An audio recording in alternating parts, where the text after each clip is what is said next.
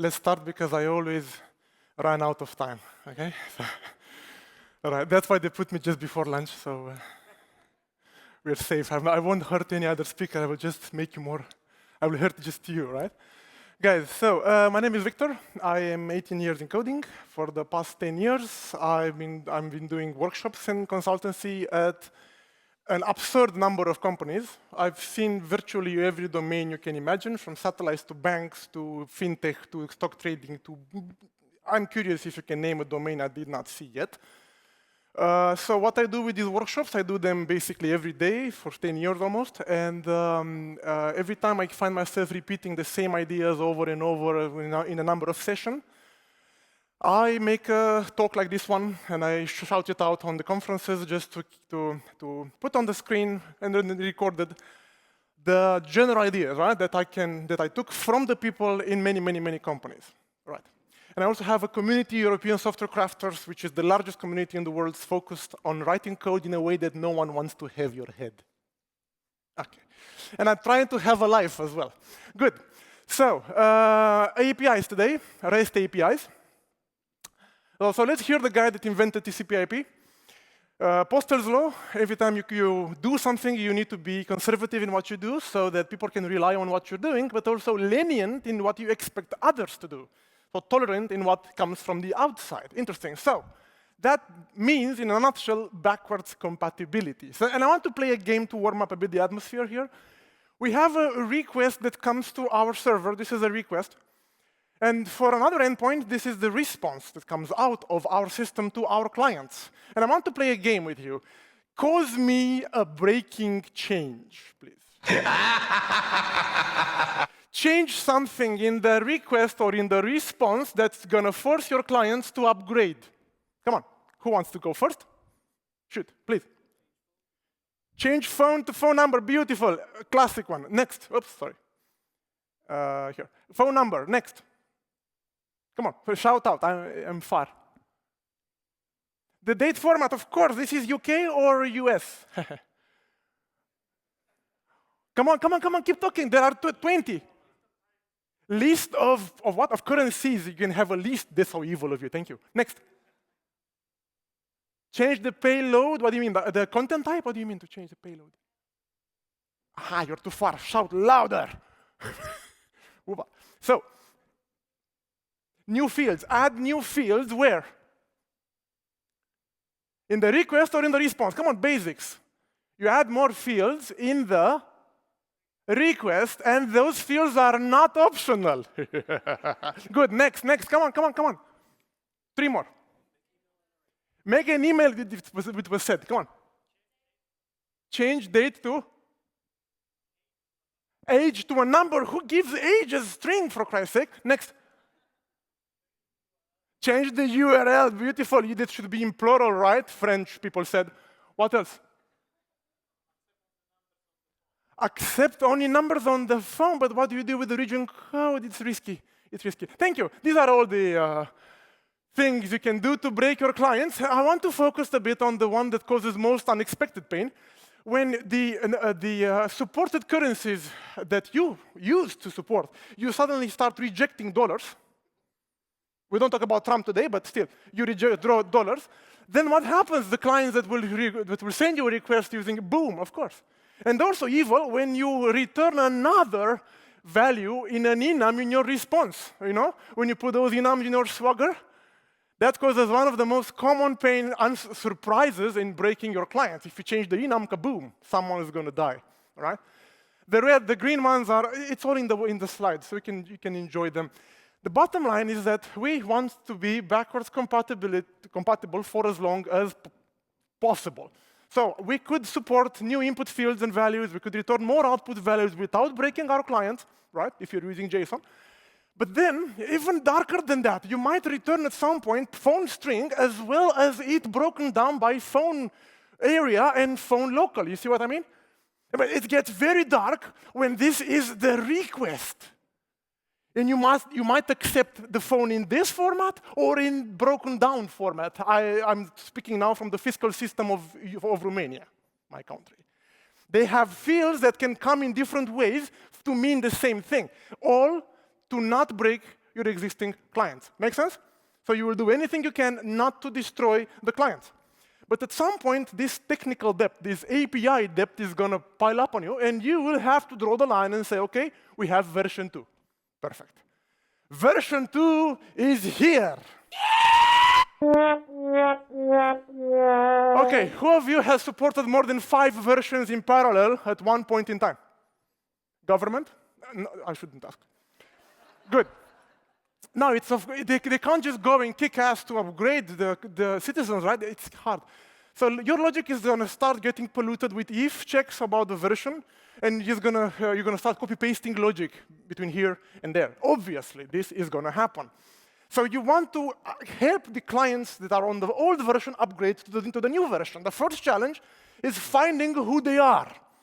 How can you find them? By authentication tokens, probably. But I love more to find them by Trace ID. You know, Trace ID, OpenTelemetry? It's more accurate. Even if a token allows an application to call you, they might not have called you for the past 2 years. You see? The Trace IDs show you the frequency and who should you talk more. Now, there is a pro-level discussion here. If you want to know exactly what field in your request or response is dependent upon by what client, I invite you to read about Pact.io, consumer-driven contract test. It can tell you what field is used by what client. However, few of my clients are using this technique. So, OK, you know who you're going to break. How do you make them upgrade, then? This is arguably one of the hardest problems. Exactly. If random less than this, throw an exception in V1. Don't do this, guys. Do not do this. It is crossed. I don't want to hear anyone saying Victor said. No. But, of course, they will not give those old clients any new versions. You might rate limit, increase their fees, do whatever, even do the ninja way. Go to them and ask them in a calm voice, can I help you upgrade? I'm here to help. Now, this is really super strong, right? You can just reach out to them and, hey, can I help you? Yeah. Yeah. So eventually, I mean, after you get from such a trauma, after you get out of such a project, you will do anything you can not to have to support parallel major version. I hope we all agree on this. So here's what you can do. Instead of accepting an email as a single string, you can accept an email as an array. Ladies and gentlemen, do you see this? Phone, not just a phone. This is the work phone. And now be ready for the dreaded metadata. Yeah, or extensions.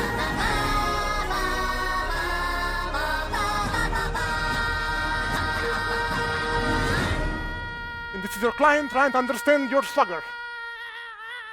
And you in the implementation trying to see, why do I have a list if I always get one email?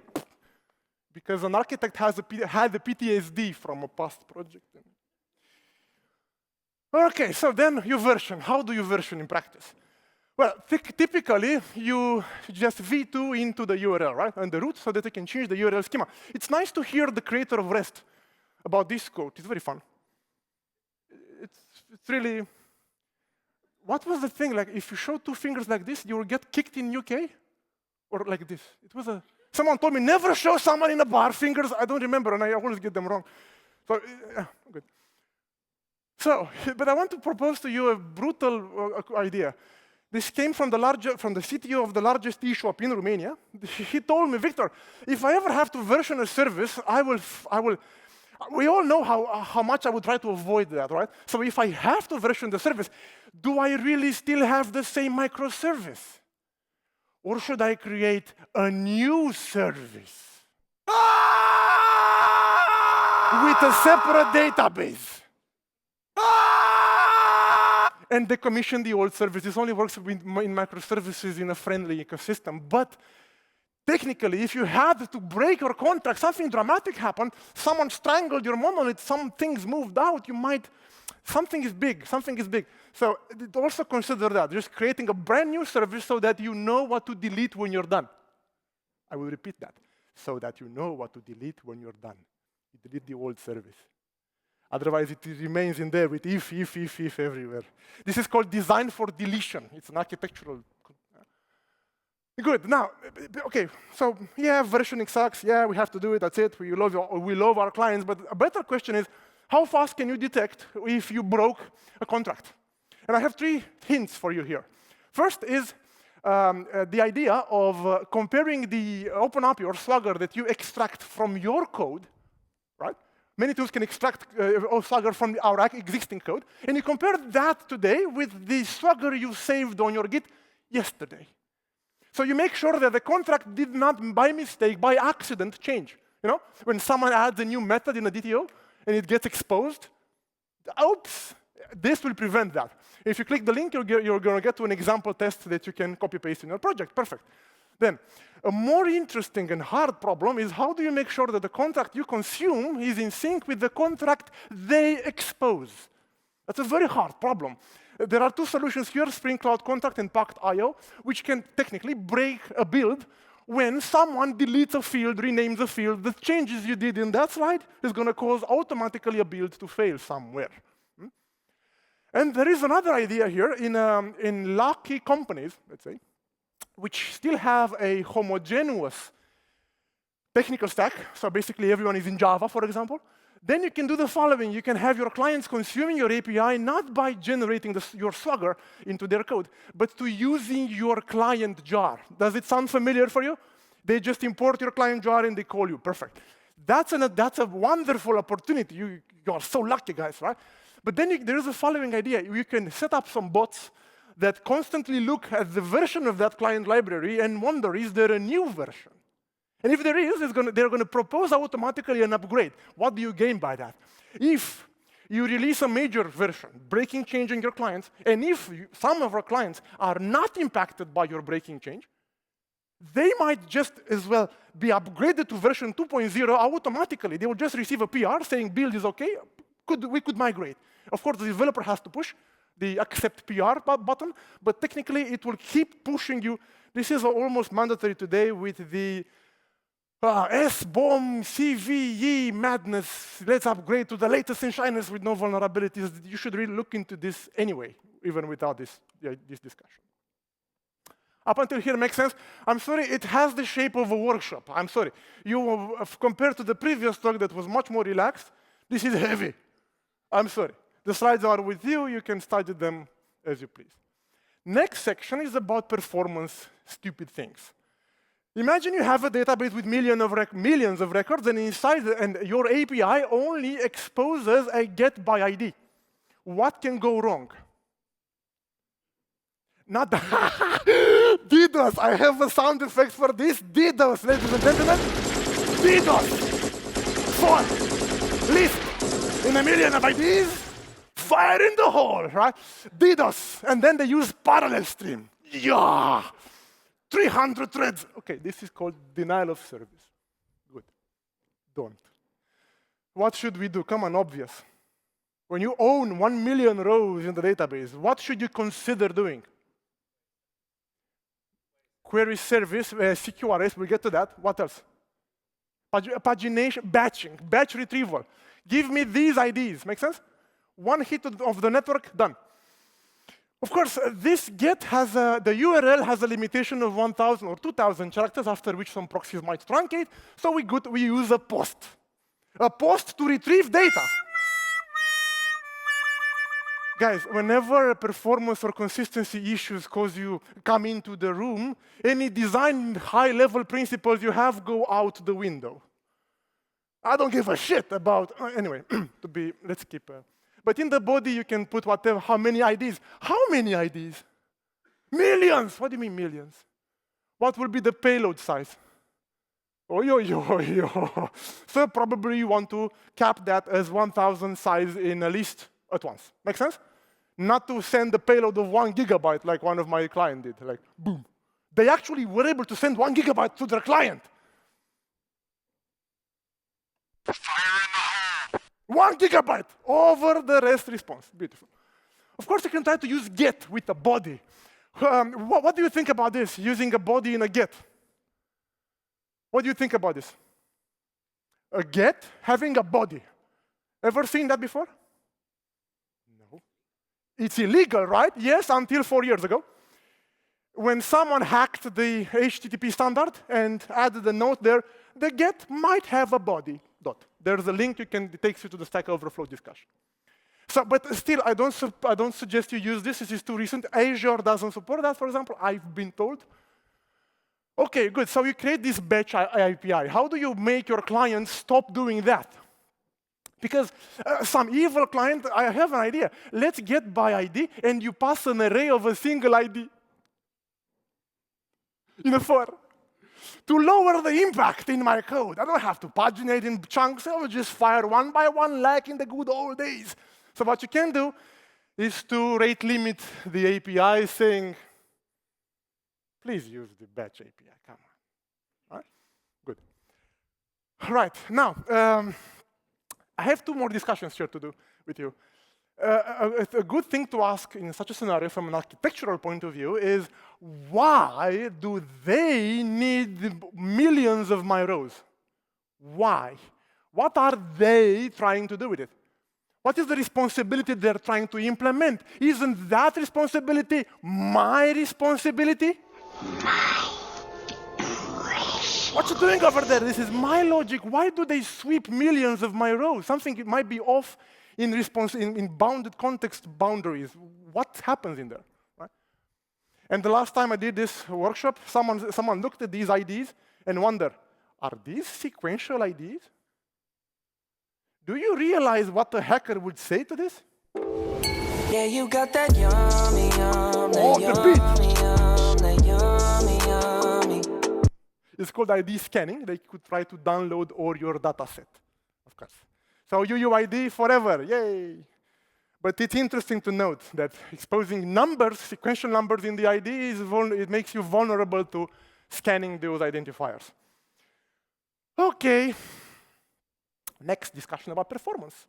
Is any of you implementing a system that in response that when they are called for some data, they turn to another system, they get the exact same data, and they pass it further to their client? Raise a hand, I'm curious. How many of you are making a living of this? Earning your bread? Thank you. Now, it could be for two valid reasons, right? Security or architectural decoupling. You might not want A to be able to reach C. For example, B could be an API gateway, right? Or you might want A not to be aware of C. Perhaps B is the old monolith and C is the new microservice that you want still to keep hidden for now, okay? However, it's funny when this evolves over years, and 10 years later, there is nothing stopping A from calling C. There is nothing today that stops A from calling C. Of course, you could just bypass B. But very often we don't see that because we are working in our cave on our microservice, and we never look at the Zipkin trace IDs to see that someone calls us for us to call someone else. What the fuck are we doing? No? So those APIs could just bypass. It's about awareness of the higher level picture that many teams in microservice ecosystems don't have, unfortunately. Another bad thing about performance, but this comes from 20 years ago, you search, the client starts a search into the server, and then the client requests the next page. This is from the EGB era. Enterprise Java bullshit. The old architecture style stateful servers. Understand? If you just can request the next page, it means the server has remembered you, which makes your application stateful. Good luck load balancing it. Okay? And goodbye. Game over. The beat. Oh my God, I'm gonna. Game over. Excellent. So, network call in a loop, large monolithical, 1 GB, request proxying, stateful endpoints, and the one that comes next. I want to warn you about a word next. The word scalability. You can imagine that every week I speak with 1, 2, or maybe even 3 companies in different workshops. And whenever someone says scalability, I always go like, what do you mean by scalability? I mean, I myself generally refer to scalability performance, like request per second, throughput, latency, that kind of stuff. But sometimes they say this architecture will not scale to mean that when logic will start piling up, it will conflate, it will degenerate into a big ball of mud. So scalability can mean 2 things, right? Scalability of behavior, scalability of performance. So let's look at scalability of behavior next. This is a REST API exposing as a JSON your internal domain model. You have here data structures. The guys are, oh shit, no. We have a customer entity that represents the customer in our lives, right? That we operate logic on this customer in all the use cases. But then we expose this customer to our clients as a JSON. What can go wrong? Come on. All good? We are all fine with this? It's perfect. But sometimes it's hard to articulate. What is the main problem in architectural speaking of this approach? Change, coupling. The clients become coupled to the structure of my internal object. If I ever want to change, kaboom, I'm going to nuke my client. So that's how you lose the game. That's how your domain model becomes your enemy. Because you cannot change it anymore. You cannot move two fields in some other structure. Nothing, it's frozen. Okay? Not to mention the risk of exposing some GDPR stuff. Oh, whoops. We had a new property, and we forget to annotate it with JSON ignore. And boom. But then, wait a second. What do you do with JSON ignore and JSON format? And all this presentation logic starts piling up in your domain model. So it's a terrible architectural decision. Plus the goof, what if customer had a collection of phones? In some dramatic cases, some juniors might not even expect that this causes an extra query in the database. Oh, let's fetch the phones, because we have to serialize them. This is a goof. This is an absolutely stupid thing to happen. So we always expose DTOs. All good? And this is like 50 years old principle in software engineering, that we separate the contract from implementation. The contract is for our clients to rely on. The implementation should allow to evolve itself to simplify the complexity we have. All good until here? Yeah? Good. So we have mappers. Yay, mappers. Have you ever written the code like this? DTO, set name, entity, get name. DTO, not again. I came to this conference to avoid writing this today. Please don't do this to me. I know. This is bullshit code. And I technically don't want to work with people that enjoy writing code like this. That put some calm music in the morning, and for the entire day, they type get. This is not rewarding. This is not why we became programmers. So welcome to automatic mappers. Who here uses any of these techniques? Especially Mapstruct, my love. Good, Mapstruct. Yay. Mapstruct is the best, by the way, because it generates the code that is under your mapper. So you can breakpoint. It's very efficient because it gets JIT optimized, and it's simple to divorce, by the way. If you don't want the magic, you can just copy the implementation back into your world in CircleMain. Game done, game over. I forgot to ask you one important thing. Who here uses Java? Java. Okay, down. Who doesn't? Okay, thank you. I'm sorry for you. Now, there are many things that apply differently in PHP, maybe if you use Kotlin, basically, there are different kind of things. So, suppose you have the customer entity, the model, and the customer DTO. And then you want to map them. The mapping happens automatically as long as the field names are identical, until one day that you have this wonderful idea to group first name and last name in a new structure called name, or better, full name. There you go. So we have a full name. Yay! What should happen next, right now? Yeah, but why should you update the mapper? What should happen if you now run the build? Yes, I lose, but if I run the build, if I push this code as it is right now without changing the mapper, what should happen? Should fail the build, or some automatic tool should fail, saying, hey, the fields, do this check, I beg you. Change something in one of your objects and make sure that the build fails. Super important, okay? And then, of course, you have to tweak some mapper. And I've seen some Mapstruct interfaces, and discouraging you for ever changing this structure again. So you know what you're going to say to yourself? I will do it next sprint. Game over. You lose the battle. Because we have created the two structures exactly to allow one to evolve without changing the other. If you freeze them together, why the hell do you create two structures? Right? So this is the fallacy of automappers. It's tempting to keep the models in sync for the mapper to work smoothly. So whenever that happens, divorce map struct, copy that mapper into your own source and start doing if statements again. Mapping, get set, put some music, and start writing get set. Good. Excellent. I have a get for an inventory item. The structure looks like this. ID, name, supplier ID, description, stock, status, blah, blah, blah, blah, blah. And by convenience, I use the same structure when I create the item.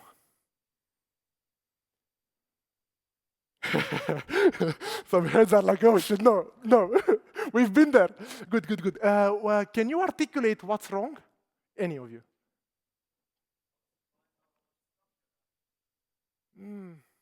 Good question. When I create the inventory, should I provide the stock? Or ID? More obvious is ID, right? Should the client create the ID? If it's sequential, by no means. No. That's a server thing. Plus, the things that in the bottom, the status, the deactivation, and the stock is a very good one. Stock shouldn't be here. I mean, when I create an item, I just define the item. I will add the stock later. Probably there are different interactions. Very, very good. Indeed, you're right. So the contract becomes misleading for the client. Why should I provide the ID, asks the client.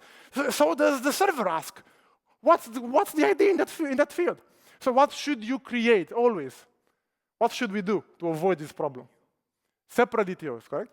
Now, I heard someone once saying that if I ever see a class ending in DTO, I scream. Please make them request response, right?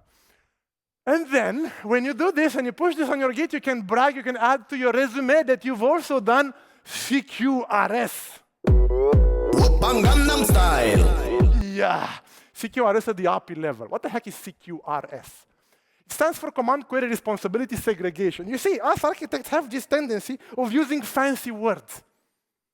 To earn a high salary, you never say separation, you say segregation. Huh? Always. Command query segregation. Commands are actions that change, queries are actions that retrieve data. Okay? Don't think of SQL query over here, just actions of retrieving data. Who of you here has heard already about the concept of CQRS? That's half, a bit less than half. So, when we start a new project, many times the business looks at our system and thinks of it as this, right? Especially in banking or some corporate environment, you feel like they treat your baby, your little software like Excel. It's my baby. Don't you dare come. But the problem is that at the beginning, everyone looks at data being changed, updated, created, etc. Right? But as the features keep adding to our system, you will realize that when you read the database later, you will start aggregating stuff, right? Providing reports, or maybe joining data from other tables, fetching more information to present, and so on. So the way that the concern of what we do when we read it is different than what we do when we write. And a key concern becomes latency and fault tolerance, right? Am I available? Am I fast? Okay? That's the main purpose of reading. When you read, you want to see the data. Okay? When you write, however, the main problem is maintaining data consistency. You don't want to screw up data rules in there, right? So it turns out that after a while, this model of using the same structure for both read and write doesn't work anymore. So that's why CQ are segregation. Okay? Good. Now, what we just did is exactly this. We CQRS'd, if I can say that, the write and the read. Okay, I give you something back with the get. I expect something else when I write. However, CQRS, in my humble opinion, has 3 levels of applying them. This one is the obvious one that you should do virtually every time. The next level of CQRS is the way you talk to your relational database if you're using an Hibernate or GPA or an object relational mapper. Have you ever seen code looking like this? This is a Java persistence query language. Available in all the other object relational mappers that have shamelessly copied from Java. You can do this. Select new. Have you ever seen that before in your life? It's a technique to just fetch the exact data you need from the database, and not load the entire entity with 20 fields and 30 relationships, just what you need. When you write the data, of course you're going to use your entity model, but when you read it, you can cheat for performance. Now, if you want higher performance than that, if you want higher speed, right? If you want lower latency, faster and more available, you will have to cross this line, the line of eventual consistency. And that's where your nightmares start happening, for all the little details in the devil is in the details. So the idea would be this, that you would write to one database up there, but you would read from another database which is kept in sync by some technique, right? That will migrate data from one to the other with all the joy. But this discussion derails a bit outside of REST API design. This is a more aggressive thing that we can... I'm here afterwards if you want to debate the pitfalls in there. You can reach out to me and we can discuss. But CQRS stands for separating flows that change from flows that read, okay? Starting from the API. Have you ever seen a put endpoint that in response returns data, JSON data? A put is updating, right? You put, and the put gives you back data. Or sometimes more data than you sent. Enriched, we call it. So who has seen this before? Put returning data. Guys, we do realize that put is a command and returning data is what a query should do, right? So what are we doing? Are we writing or reading? Now, I have some very dark stories to tell you, but I can't tell them on tape. Related to security breaches in clients of mine that did that. Related to a terrible, terrible, terrible technical debt on the client side because of coupling of the two endpoints, because you couple the get with the put. You realize? The get response is the same as the put response. Shit! Right? And also can be wasteful to retrieve more data for if the client actually doesn't need that. So approach me for debates if you want to hear more about this story. So as a rule of thumb, do not return data from put. Let the freaking TypeScript do it, then fetch again. Right? Again, come to me. There are some exceptions here, dark stories if you want. Let's push this button. Okay. Edit inventory item. Name, description, supplier, supplier cost, stock status deactivation reason. What is wrong in this screen? Come on, my backend developers. Think frontend.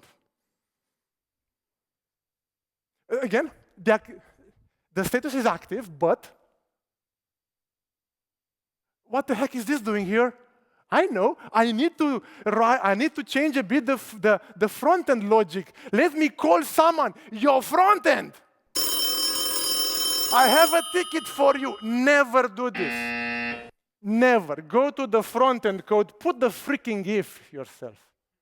How hard can it be, really, with all the ChatGPT friends that you have? Come on, really. I'm trying to say full stack, okay? Be more fuller stack, whatever. Good, so that's easy. Is there anything else wrong in this screen? Much more terrible and much more backend. The idea is interesting. If I want to show it or not, it depends. It's dangerous, we discussed. What else? Stock. Why did you look at stock in particular? Can you explain what that is the most dangerous? Well, that's the back office team that can sell over the phone. You know? People still do that, you know? Yes, I want to buy this. I don't know how to use the mouse. Please. People still do this. Don't judge. So, it can be editable. But what's risky about stock? Think. Changes is the most volatile thing in the screen. So, designed by volatility, or decoupled by volatility. You don't want to put the stock in there while one back office user is changing the description, then someone else buys an item in the web shop. What happens then? When you click put, when you click update, what can happen in the worst case? There are 9 items in the database right now. Someone just bought one. What can happen in the worst case? In Romania, you can get sued for this. You can go to court. So, overwriting blindly the data.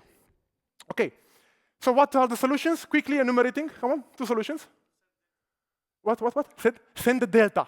How much did you solve or how much have you refilled? Correct, very good. Okay, any other solution? Versioning, which means optimistic locking, correct? And then you display to your users this lovely message. Please redo your changes because someone else was faster. And for extra joy, you force a refresh of the browser. Not to allow them to copy any of their change. Perfect. This frustrates the users. If you want better user experience, probably you want to go for pessimistic. Anyone use Microsoft SharePoint? You can't edit this document because that son of a bitch is editing it since 2 hours ago? Yeah? That kind of discussion. For some very critical, for example, the HR support tickets. You can't have 2 HR support members editing the same ticket, right? It will be very strange to see both. So you may want to enforce that when you click the edit button, you can't open the edit screen. Good. Now, there is another approach to all this, very good one with the diff, but there is another approach. You as a backend developer, if you look at this screen, you should propose what? Not to go into this hell. If you just look at this screen. That kind of, yes, but it's a different. What should you propose in more words? Back and forth, front end.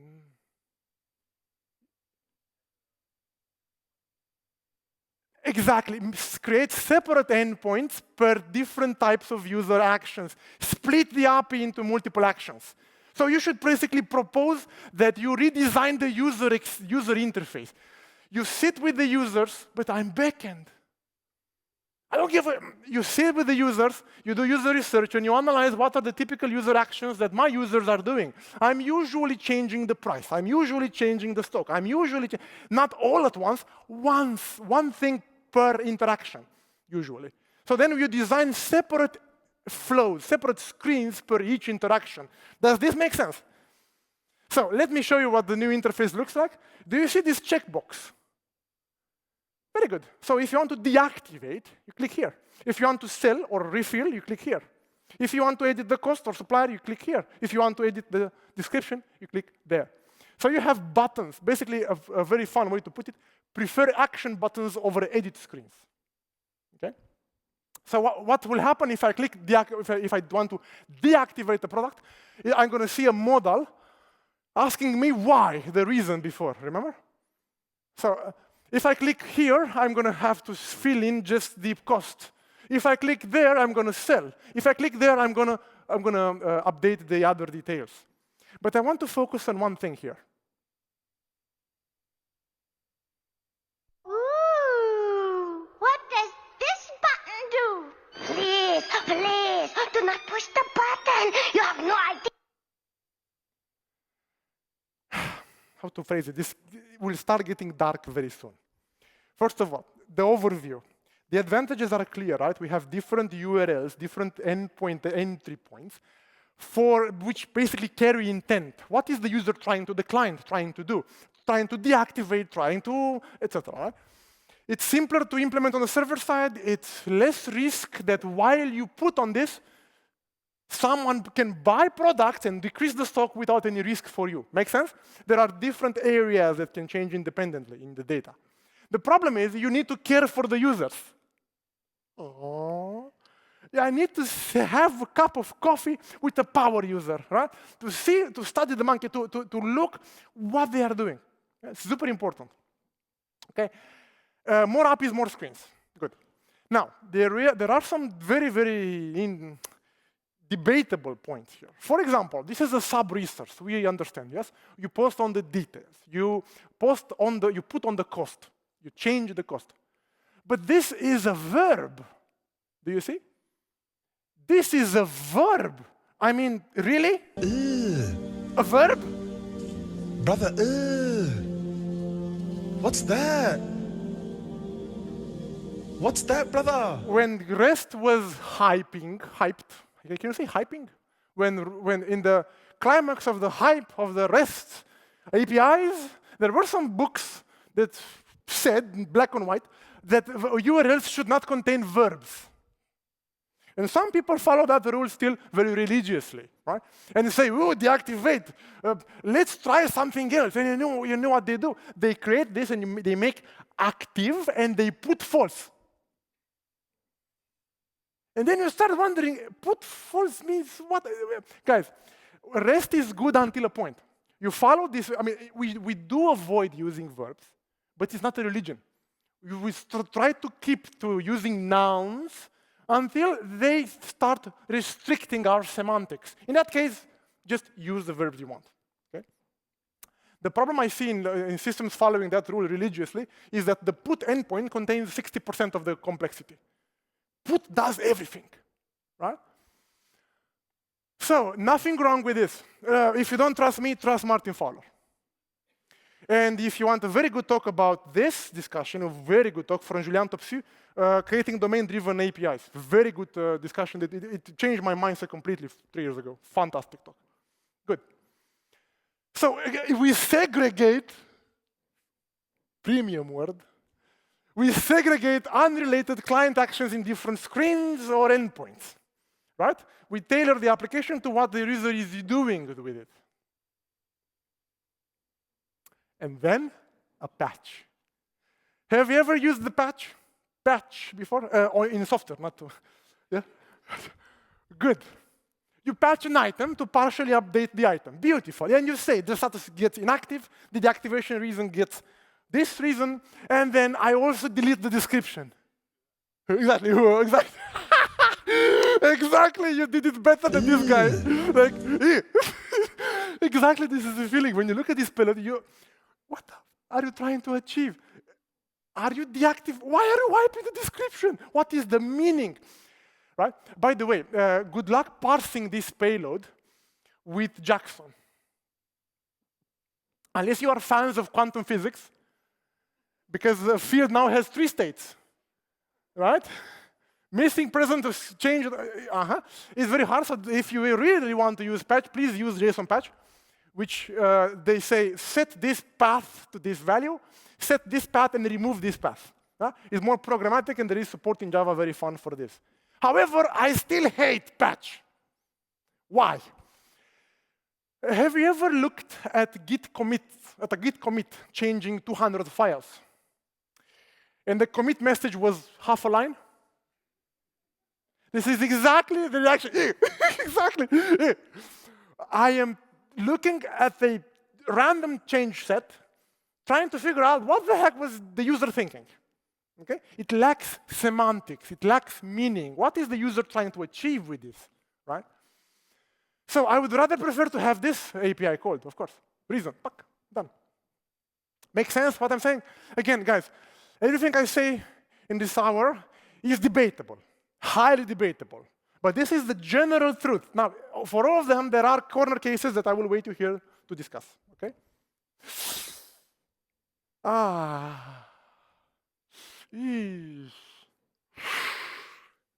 They won't happen, come on. So you send the payload, you get as a result 500. Did you ever got a 500? Never. But did that 500 look like this in the body? Come on, 1 second.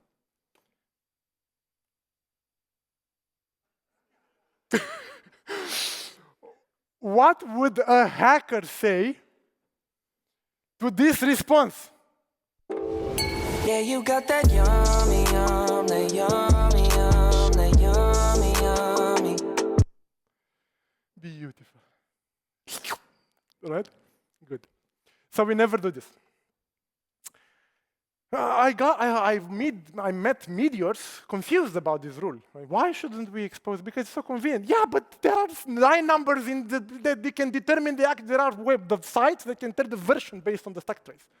Anyway, the point is, Don't leak stack traces. Probably you just want to get a UUID out by which you can find in your log what was the stack trace. Make sense? Of course, trace ID or something. However, this is a missing email error. You see that?